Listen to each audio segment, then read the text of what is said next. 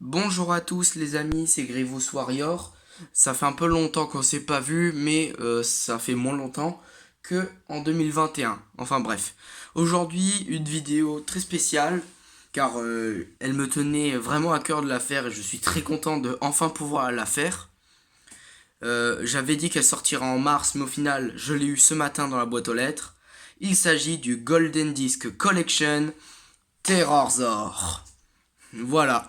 Donc c'est une figurine que j'attendais énormément car ayant l'ancienne version, je peux dire qu'aujourd'hui il est temps qu'elle prenne la retraite. Mais enfin, passons. Donc on peut passer tout de suite à la vidéo.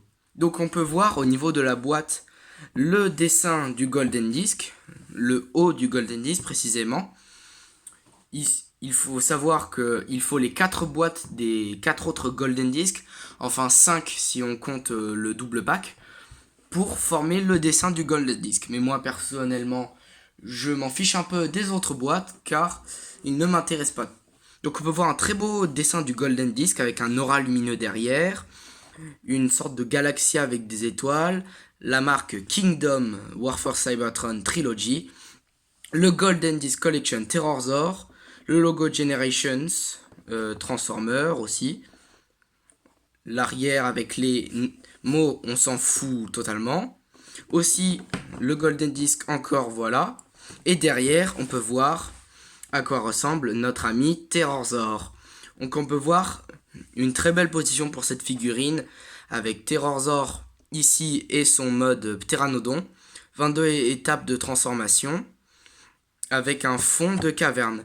Alors je suis un peu déçu car sur les boîtes Kingdom originales, les fonds de caverne ont souvent un dessin d'homme de Cro-Magnon représentant le mode alternatif de, du personnage qui est présenté sur la boîte. Mais ce n'est pas si grave que ça, ce n'est qu'un petit détail. Ici on peut voir le logo Predacons qui d'habitude est en violet, ici il est en noir. Donc on peut passer tout de suite à la figurine. Donc voici la figurine en mode Pteranodon de Terrorzor. Et franchement, il n'y a quasiment rien à dire. C'est totalement Terrorzor, on le reconnaît tout à fait. Enfin, une belle version de ce personnage. Je vous fais un petit 360. On peut voir les belles ailes. Franchement, c'est un très bon remold de Airazor. Là, on peut voir les mains, mais ce n'est pas si grave que ça. Enfin, je crois que je l'ai bien transformé, mais je suis pas sûr. Ici, des petites taches noires sur le dos. Comme on peut voir ici sur le torse, qui sera pour la transformation. Alors oui, le robot n'est pas très bien caché, mais cela n'est pas bien grave, car au final, ça donne un robot excellent. Donc, je le redis, mais les ailes sont grandes, bien représentées. La tête, que dire sur la tête, magnifique. Au niveau des articulations, elle peut se lever, ouvrir le bec avec ses belles dents blanches, son œil vert avec la pupille. Ici, au niveau des articulations, les ailes plient, elles peuvent se redresser comme ça. Les pieds bougent par ball joint, ensuite s'articulent comme ça d'avant vers l'arrière. On peut le lever comme ça, mais je n'aime pas trop.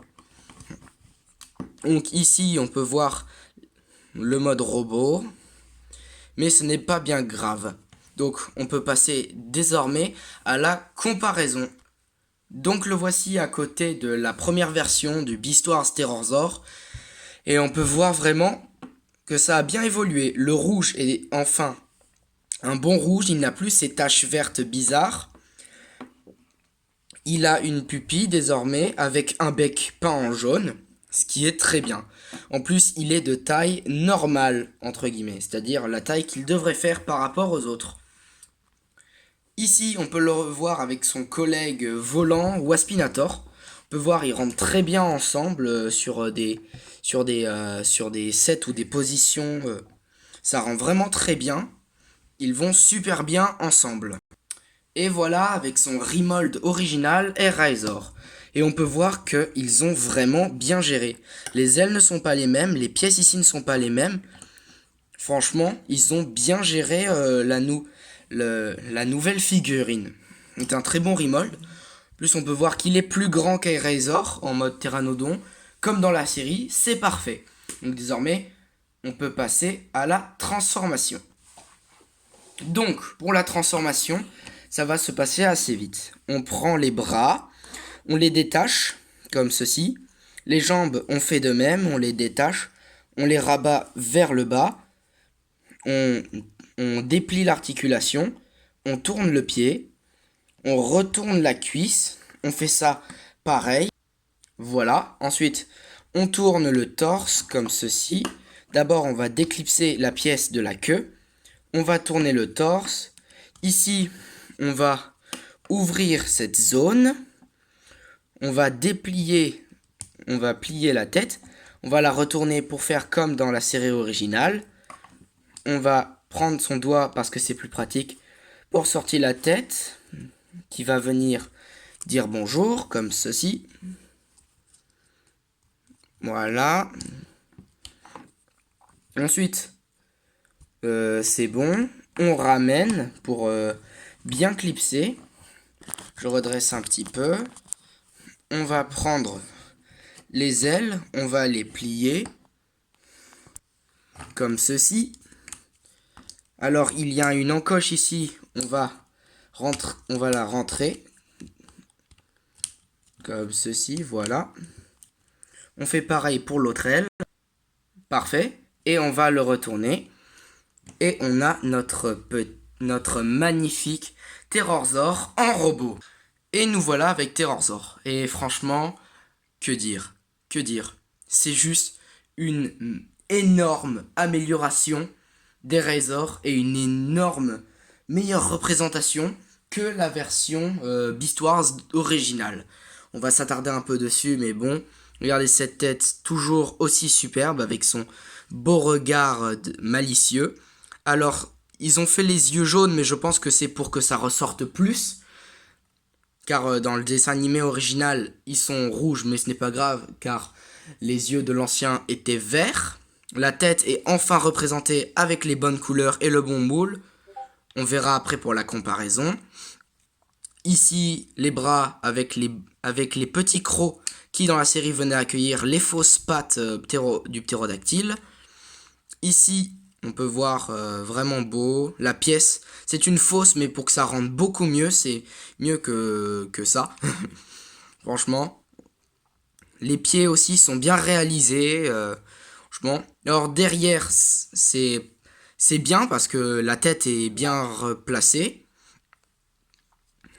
Il y a juste les grandes ailes, mais bon, je pense que ça aurait été un peu compliqué qu'ils les fassent disparaître et fassent venir des petites excroissances sur les épaules. Enfin, ce n'est pas grave, ça reste quand même génial pour cette figurine.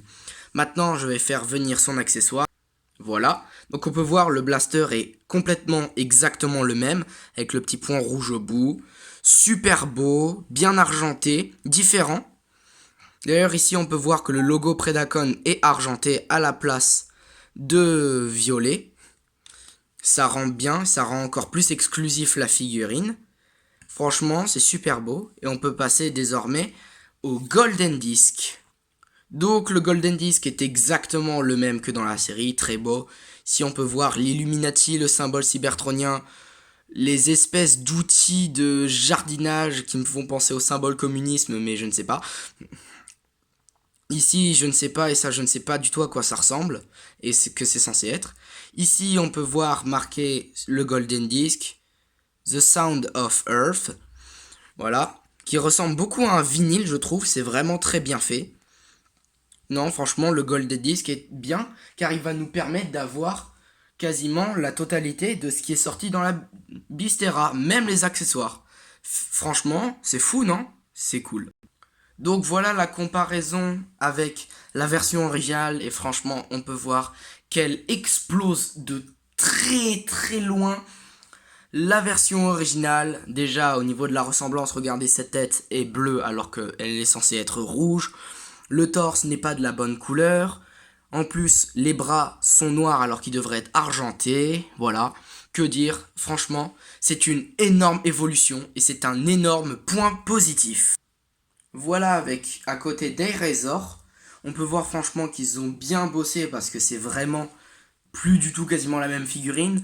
Les seules pièces à peu près pareilles sont les bras Et les jambes, même si ce n'est pas les mêmes accessoires qui vont dessus, n'est pas la même couleur, et ce n'est pas les mêmes pieds. Même le torse, la tête de faucon qui va ici, alors que celle du ptérodactyle va à l'arrière. Ici, nous avons le faux torse, qui n'est pas la queue. Franchement, c'est une superbe réussite. Je sais, je ne fais que vanter cette figurine, mais j'attendais vraiment beaucoup d'elle et je ne suis pas déçu. Et juste avant la comparaison et pause finale, on va passer aux articulations. Donc ici, on peut voir que le poignet avance, le bras aussi, il tourne, l'épaule tourne aussi, la tête est sur un ball joint, les jambes avancent, la robe aussi, mais ça, il faut pas le voir, c'est moche. La cuisse tourne, on peut faire même des pattes de poulet un peu bizarres. Les ailes, si on veut le faire voler, peuvent bouger. La taille bouge et le JCVD grand écart est réussi. Maintenant, comparaison finale. Et enfin, voilà, comparaison avec tous les Kingdom, tous les Predacons sortis dans la vague Kingdom ou en général en meilleure figurine. Alors, je ne compte pas Ravage et comment il s'appelle déjà le fossiliseur transparent qui était sorti avec Megatron, car ils sont durs à avoir et je ne compte pas me les procurer. Donc on peut voir qu'ils rendent super bien ensemble. Franchement, c'est une belle collection désormais que les fans pourront s'offrir s'ils veulent du renouveau dans leurs étagères Beast Wars. Franchement, ça claque comme ça. Donc sur ce, cette vidéo se conclut. Abonnez-vous, laissez des commentaires si vous voulez. Et sur ce, on se retrouve pour une prochaine vidéo qui arrivera au moins dans une semaine car je serai occupé la semaine prochaine. Donc voilà, salut. Tu fais quoi là, toi encore? Voilà, c'est mieux.